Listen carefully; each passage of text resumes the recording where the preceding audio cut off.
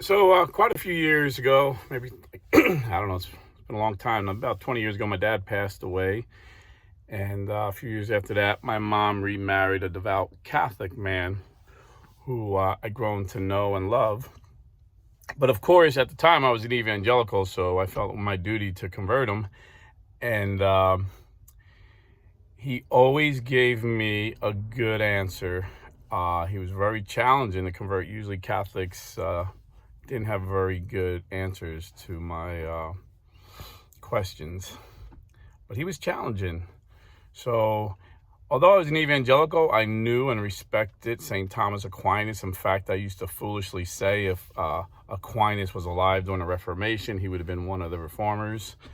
And Thomas Aquinas taught if you're going to defeat someone's argument, you need to understand it, number one, and you need to attack their best argument.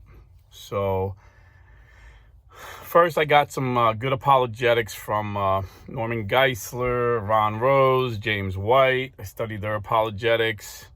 Then I got the Catholic Catechism to understand what the Catholic side was saying, Catholic Encyclopedia. And I eventually was converted through studying how to convert a Catholic. But he was an old school, he was an older guy, much older, really like 80 maybe.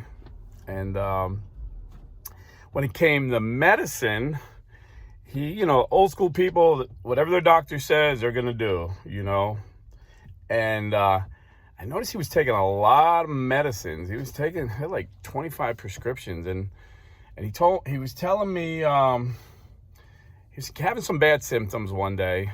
He was just feeling bad. And I asked him if he got any new medicines, and he said, yeah. And I looked at the medicine, and I Googled the side effects, and he had every side effect from this medicine. And then, I looked at these other medicines. I'm like, I really don't think you should be taking this with these other ones, based on, the own company that produces these drugs. You shouldn't be mixing them with this drug, and you shouldn't be taking them if you have this, and you got the symptoms of the side effects. And he looked at me and said, you're not a doctor. And I looked at him and said, you're not a theologian. And he goes, what? I said, Dr. Norman Geisler, Dr. R.C. Sproul says Catholicism is a false religion. Dr. R.C. Sproul says Calvinism is the correct Christian tradition. And he's like, what are you talking about? I said, doctors disagree. I said, yeah, I know I'm not a doctor. I'm just giving you the information that I'm reading that your doctor overlooked somehow. I said, there's many very educated doctors, very smart doctors who disagree. Just like Dr. Scott Hahn is brilliant, but he disagreed with Dr. R.C. Sproul, who was brilliant. Dr. R.C. Sproul is considered one of the top theologians in Protestantism, until he passed away. Same with Norman Geisler. These are guys that have studied a lot more than me and you. I said, and he said, and I've had that before where people say, you're not a doctor, you're a truck driver. And, in the case of my stepdad, I guess you would call him, I said to him, you're an engineer. You're not a theologian. He was an engineer, a retired engineer. And so why do I say this? Well, first of all, I think God wants us to be healthy. I mean, it's not guaranteed. Some of us have to have a cross to bear, but when it's in our control, he wants us to choose wisely. Our body's a temple of the Holy Spirit. He doesn't want us smoking and drinking. I mean, maybe in moderation a drink, but he doesn't want us to be drunks, and he doesn't want us to smoke. I mean, he doesn't want us to kill these great gifts. We're made amazingly. I don't believe that he wants us to purposely damage our body. Like I said, sometimes it's out of our control. I have some subscribers that write to me, and they were just, born with some really bad genetics for whatever reason, and they're really in bad shape. And thank God for modern medicine. But I'm saying in general, we need to take control of our health. And I'll just give you a couple quick examples, you know, with my, stepdad. He had carpal tunnel, and I said, hey, I went to this chiropractor and he fixed my carpal tunnel. He says, there's no cure for carpal tunnel other than surgery. I'm like, I'm telling you, I had carpal tunnel for years, and I went to a chiropractor because I hurt my back at work. I was slinging like 1,000 cases of 32-ounce Gatorade, and I twisted and I hurt my back. And I went to a good chiropractor. There's good chiropractors and bad chiropractors, just like there's good medical doctors and bad medical doctors. A good chiropractor could cure you in 1 or 2 visits. A bad chiropractor is going to set you up on a contract where you go 3 times a week for the rest of your life. and you'll spend a minute with them each time. A good chiropractor, I spend an hour with my chiropractor on one visit. But now there's sometimes, both of my son and my daughter were both rear-ended and had their backs really jacked up, where their doctors recommended back surgery, and they chose to go to a chiropractor. In that case, they had to go 3 times a week for a couple months, and now they don't have to go anymore, and they're fully recovered. And I have a family member who wasn't in an accident, just from wear and tear on his back. He was recommended surgery, and I told him I think you should go to a chiropractor. He disagreed with me. And like everyone who has back surgery that I know, it might not be true with you, but everyone I know, they have one back surgery, it leads to another back surgery, that leads to another back surgery. And they're never 100% like the guys that get the chiropractic care. So my son, 3 months after the accident, was able to start training for a marathon, and 3 months later complete a marathon. So I know natural stuff works. And now a lot of people get scared, like, oh, that sounds new age, all this, natural stuff sounds new age. Well, in the Bible, in the Old Testament, if you look up the word sorcery, and I'm not a theologian, but I do have a Strong's Exhaustive Concordance that gives me every word in the Bible, and it's a Hebrew, Greek, or Aramaic definition. And in the Hebrew, the word sorcery is translated to pharmakia, which we translate into pharmacy. And in the Old Testament, the pagans, the Egyptians, used sorcery and drugs for healing, and the Jews forbid sorcery and drugs and used natural healings. The Jewish priests were like naturopaths of today, and the Egyptian pagan doctors were like Western medical doctors today. Now, I'm not saying that it's equivalent, but I'm just saying if you want to go there, my argument would be stronger. Now, thank God for modern medicine. Antibiotics obviously saves lives. If I'm in a car crash and I'm bleeding to death and have broken bones, please take me to a Western medical hospital, an emergency room in America. Don't take me to an herbologist. I'm just saying there's different people have different specialties. So I'm not bashing. I know I have a lot of subscribers that are doctors that are good men and save lives. I'm just saying, take responsibility for your health. I made a video years ago. I told everybody that, I was telling people in my family, hey, I got diagnosed with diabetes. And my naturopath gave me the cure, and I'm cured, drug-free. And they're like, oh, there's no cure for diabetes. I've had type 2 diabetes. Type 1 is different. I'm talking about type 2. Which we give ourselves, we kill ourselves with our knives and forks, and they said, no, there's no cure. And I said, well, I have the numbers, and I actually showed one of my brothers. He passed away, but I showed him the numbers. I'm like, listen, they're here. Look, it's showing that I had 7.0. Now I'm at 5.6 A1C. 7.0 is diabetic. 5.6 is not. And he's like, oh, these blood tests aren't accurate. Sometimes they're off. They probably made a mistake.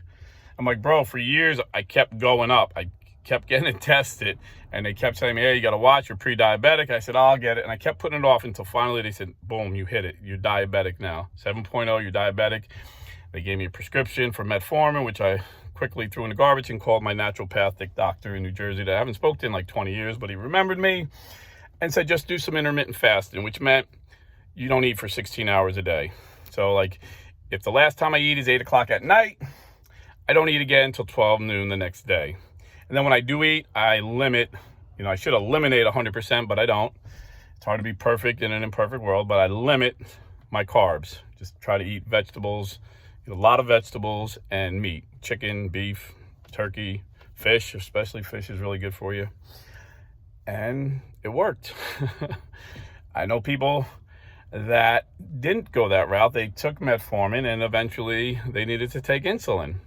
This is my experience, is one surgery leads to another surgery, one drug leads to another drug. And again, people say, oh, you're not a doctor, you shouldn't be giving medical advice. I'm not. I'm saying take responsibility, ask questions, get different opinions, and make an intelligent decision. If you're an American, we live in a free country still, where we can make our own medical choices. You know, my wife, one of our children, her iron was so low, they kept giving her more iron pills. Her gynecologist kept giving her more iron. He's like, listen, I gave you the max amount of iron. If when you come back, your levels aren't up, I'm going to have to give you a complete blood transfusion. He said, we went back and he's like, you're going to need a complete blood transfusion. And we said, well, let's just wait. You know, let's try it. Let's give it a little more time. So then I called my naturopathic doctor friend. And he said, yeah, your body is just going to keep storing that iron. It's actually going to become toxic to her. You need something she has plenty of iron in her liver. She just needs to release it into her bloodstream. So you need to take liver pills. And he had given her prenatal vitamins, the natural doctor. And, this is going back like 30 years ago. And so like 2 weeks later, she went for a blood test and the doctor was amazed. He's like, wow, I've never seen anyone's iron go up so quickly. And I said, yeah, that's my naturopath doctor gave her some liver pills. And he's like, what? He thought this, he's like, wow, what else has he given you? I said, he gave me some prenatals. She goes, I need to see these vitamins next time you come in. So next time I went in, I showed him the liver pills. It was calf liver from Brazil, where they don't load up their cows with a bunch of drugs like we do in America. And the vitamins, he goes, well, these vitamins look good, but they have folic acid in it. Folic acid, if you notice, prenatal vitamins, they never put folic acid in. I said, yeah, I noticed that. And I asked my naturopath, and he said, that's dumb because folic acid prevents birth defects. He goes, I never heard that. I said, well, what's bad about folic acid? He said, it raises your iron level too much. I said, well, my wife's iron level was low. He goes, okay, I guess in her case, she should take it. And this was not some dumb doctor. This was like in a really nice hospital, a really smart doctor. They just don't get that much nutritional education, apparently, in medical school. They learn about surgery and drugs. So, like 3 months later, I'm reading the Newark Star Ledger, huge art. I used to read the paper from front to back. And and there was always, like in the Sunday, there would be a big section. You know how you had the comics, you had sports. Well, they had a health section. And the big article was a new discovery. Whenever medical doctors figure out that naturopaths were right, it's a new discovery. They'll never give them credit. It happened with psyllium husk fiber years ago. I can go on with all the stuff it happened with. But new discovery, folic acid prevents spina bifida, birth defects. So I couldn't wait. I saved that newspaper. I brought it to the doctor. He read it. He was like, can I keep this? I said, why don't you make copies of it? I want to keep it. So he went on his copy machine and kept it.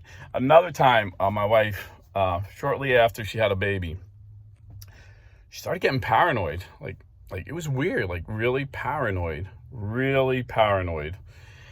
Then her body started shaking. Then she had a seizure and went into like a comatose state for like a day. When she came out of it, she was still paranoid. They did blood tests. I took her to the hospital. The same doctor was treating her. He had all kinds of specialists look at her. They could not figure out what was wrong with her. And she was like, almost like in a psychosis where it was just very scary. It was very scary. And the doctor said, we're going to have to put her on the psychiatric ward. I don't think this is a medical condition. I said, Doc, listen, I've known her since I'm 12 years old. She's not crazy. This is something medically is happening to her brain. And there was no internet, but I used to have all kinds of medical books, and I started researching, looking up this symptom, that symptom, and I just, like a detective for hours and hours. And I finally pinpointed she had every symptom of hypothyroid postpartum psychosis, which happens in like 2% of women that have children.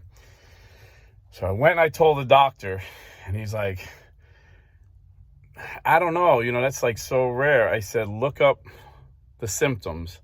He looked up the symptoms and he looked at me and was like, you're right, she has all the symptoms. She goes, we'll test her.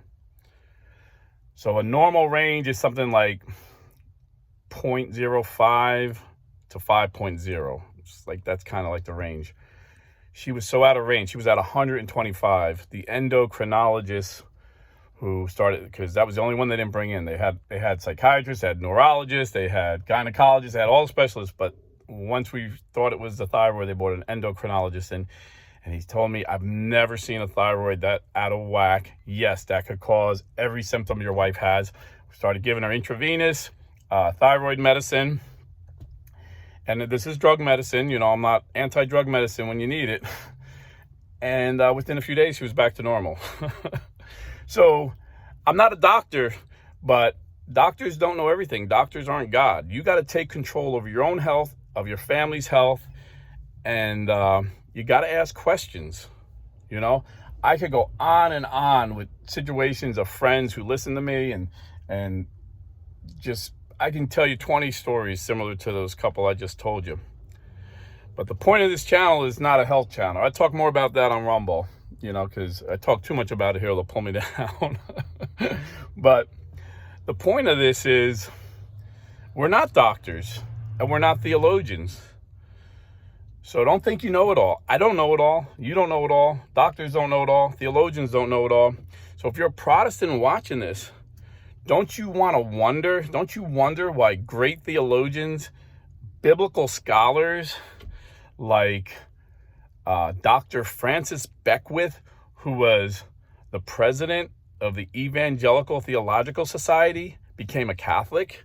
Aren't you wondering why the most anti-Catholic Calvinist, Dr. Scott Hahn, became a Catholic? Calvinist Dr. Peter Crift, these are very intelligent doctors of theology and philosophy that know Protestant tradition very well, that are Bible scholars. Why did they become Catholic? There's a whole book, Evangelical Exodus, where like dozens of scholars that were taught by Norman Geisler. One even wrote a book with Norman Geisler attacking the Catholic Church, or now Catholic scholars. Doesn't that make you wonder? Doesn't that not make you wonder? You think for 2,000 years the Catholic Church didn't figure out that it says, call no man father? Don't you want to know why we call our priest father? Don't you think for 2,000 years the Catholic Church has not prayed about, debated, and argued doctrines? Don't you think that, just think about this, the Catholic Church is the only church that can trace her lineage, her beginnings, to Jesus Christ himself. And the Reformers didn't even deny this. Calvin didn't deny it. Martin Luther didn't deny it. They just said that the Catholic Church has added so much and they needed to come and take things away. They took things away, but not stuff that the Catholic Church added. It was all stuff that was from the apostles themselves. And you can read the church fathers who knew the apostles, and you can see the Catholic Church didn't add nothing. And don't you think when Jesus said to St. Peter in Matthew 16:18 that the gates of hell will not prevail against my church, that he would protect his church from false doctrine? I mean, even if you don't agree with me, shouldn't you find out why the Catholic Church for 2,000 years has just kept growing? Even now, when there's a decline in every Protestant denomination, the Catholic Church from 2010 to 2020 has grown from 1.2 billion members to 1.3 billion members. Don't you think that's kind of odd? So if you tuned in to hear medical advice, I'm not a doctor, I'm a blue collar guy. I just want to make you think. If you're a Protestant, if you're an evangelical, think about why you believe what you believe, and why the guys who knew the guys who wrote the Bible disagree with the guys who came 1,500 years later and said the church needed to be reformed. So it's something to think about. Think for yourself. In the same way, I encourage everyone to take control of their own physical health. We need to take control of our spiritual health, because on that day of judgment that we'll all face, you can't say, well, Martin Luther said this or my pastor said that. He's going to say, I gave you a church. Why didn't you listen to her? You know, Jesus didn't leave us a Bible. He left us a church who gave us a Bible. And that church is clearly, no one disputes this, is the Catholic Church. There was no other church when the church gave us the Bible. It was just the one Catholic church. So anyhow, God bless and stay Catholic.